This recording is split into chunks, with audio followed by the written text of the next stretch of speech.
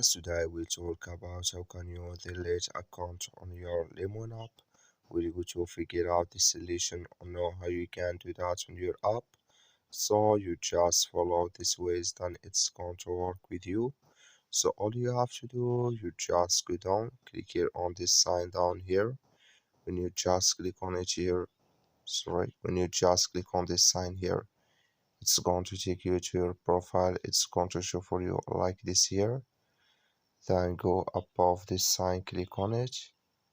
So then it's going to take you to this list. It's going to show for you like this here. Then you click here on accounts, click on it. Then it's going to take you to this list here. Then all you have to do, just click on delete account here. Then it's going to take you to next here. Just switching to open video here. So then automatically here, click here on verify, then it's going to verify with you and delete your account. That's all you have to do. Thank you for watching. Don't forget to support us by liking, subscribe.